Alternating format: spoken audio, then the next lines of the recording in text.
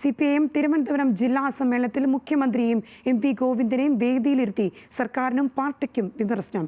ഭരണത്തിന്റെ തണലിൽ സഖാക്കൾക്ക് മൂല്യച്യുതിയുണ്ടായെന്ന് സംഘടന റിപ്പോർട്ട് ചൂണ്ടിക്കാട്ടുന്നു.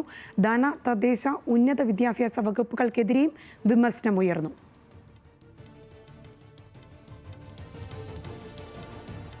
CPM തിരുവനന്തപുരം ജില്ലാ സമ്മേളനത്തിലാണ് സർക്കാരിനെതിരെ രൂക്ഷ വിമർശനം ഉയർന്നിരിക്കുന്നത്. മുഖ്യമന്ത്രിയും MP ഗോവിന്ദനെയും വേദിയിലിരുത്തിക്കൊണ്ടുള്ള വിമർശനമാണ് ഉണ്ടായത്. ഭരണത്തിന്റെ തണലിൽ സഖാക്കൾക്ക് മൂല്യച്യുതിയുണ്ടായെന്ന സംഘടനാ റിപ്പോർട്ടിൽ രൂക്ഷമായ വിമർശന ഭാഷയിൽ ഉന്നയിക്കുന്നുണ്ട്.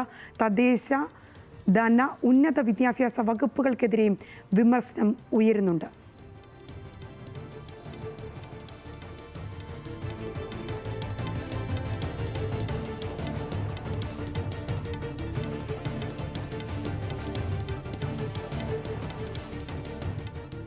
കൂടുതൽ വിവരങ്ങൾ തിരുവനന്തപുരത്ത് നിന്നും അർജുൻ രാജ് നൽകും. അർജുൻ, ഈ വിമർശനം ഉന്നയിച്ചുകൊണ്ടുള്ള റിപ്പോർട്ടിൽ എന്തെല്ലാം കാര്യങ്ങളാണ് പറഞ്ഞിരിക്കുന്നത്?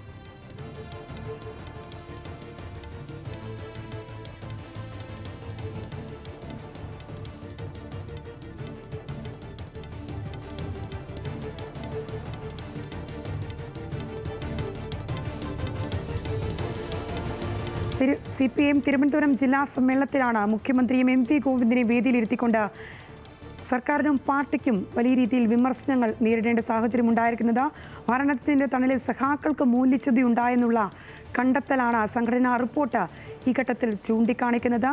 വിമർശനാത്മകമായ ചൂണ്ടിക്കാണിക്കലാണ് ഇത്. ധന, തദ്ദേശ, ഉന്നത വിദ്യാഭ്യാസ വകുപ്പുകൾക്കെതിരെയും ഈ റിപ്പോർട്ടിൽ വിമർശനങ്ങൾ ഉയർന്ന സാഹചര്യമാണ് നിലവിലുള്ളത്.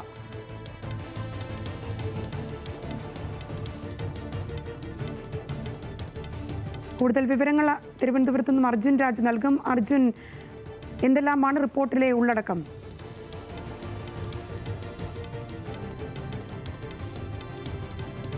സംഗീത, വലിയ വിമർശനമാണ് ഇന്നലെ ഉണ്ടായ ജില്ലാ സമ്മേളനത്തിലെ പ്രവർത്തന റിപ്പോർട്ടിൽ ചർച്ചയിൽ ഉണ്ടായത്. സംസ്ഥാന സർക്കാരിനെയും CPM-നെയും സംഘടനാപരമായ രീതിയിൽ വിമർശിക്കുന്ന സമീപനമാണ് പ്രതിനിധികളുടെ ഭാഗത്തുനിന്ന് ഉണ്ടായത്. പ്രധാനമായും CPM-ന്റെ നിലവിലെ സംഘടനാ പ്രവർത്തനത്തിൽ ചില വീഴ്ചകളുണ്ട്. ഈ രീതിയിൽ മുന്നോട്ട് പോയാൽ പോരാ, സഖാക്കൾക്ക് ഭരണത്തിൻ്റെ കീഴിൽ മൂല്യച്യുതി ഉണ്ടായി എന്ന തരത്തിലുള്ള വിമർശനമാണ് പ്രതിനിധികൾ ഉന്നയിച്ചത്. സംഘടനാ റിപ്പോർട്ടിലും ഈ തരത്തിലല്ല, പാർട്ടി കുറെ കൂടി മുന്നോട്ട് പോകണമെന്ന തരത്തിൽ വിമർശനം ഉയർന്നിട്ടുണ്ട്. മറ്റൊന്ന്, പ്രധാനമായും സർക്കാരിലെ വിവിധ വകുപ്പുകളെ രൂക്ഷമായ ഭാഷയിലാണ് ഇന്നലെ പ്രതിനിധികൾ വിമർശിച്ചത്. അത് മുഖ്യമന്ത്രിയെ വേദിയിലിരുത്തി ആഭ്യന്തര വകുപ്പിനെതിരായ വിമർശനവും ഉണ്ടായിരുന്നു. MR അജിത്കുമാറിനെ DGP-ആയി സ്ഥാനക്കയറ്റം നൽകിയത് മന്ത്രിസഭ എടുത്ത തീരുമാനമാണ്. പക്ഷേ സർക്കാർ ആ രീതിയിൽ തീരുമാനമെടുക്കേണ്ടിയിരുന്നില്ല എന്ന വിമർശനമാണ് പ്രതിനിധികൾ ഉന്നയിച്ചത്. കോടതി വഴി അങ്ങനെയൊരു നിയമനം നടക്കുകയാണെങ്കിൽ കുഴപ്പമില്ലായിരുന്നു. പക്ഷേ സർക്കാർ അത് എടുക്കുന്നത് ഒരു വിവാദത്തിനും സർക്കാരിന് പ്രതിച്ഛായ നഷ്ടത്തിനും കാരണമാകുമെന്ന വിമർശനമാണ് ജില്ലാ സമ്മേളനത്തിൽ, പ്രതിനിധി സമ്മേളനത്തിൽ ഉയർന്നത്. ധനവകുപ്പിനെതിരെയും രൂക്ഷമായിട്ടുള്ള വിമർശനം ഉണ്ടായി. ധനവകുപ്പ് അമ്പേ പരാജയമാണ്, സർക്കാരിൻ്റെ സാമ്പത്തിക മാനേജ്മെൻറ്റ് മോശമാണെന്ന തരത്തിൽ പ്രതിനിധികൾ വിമർശനം ഉന്നയിച്ചു.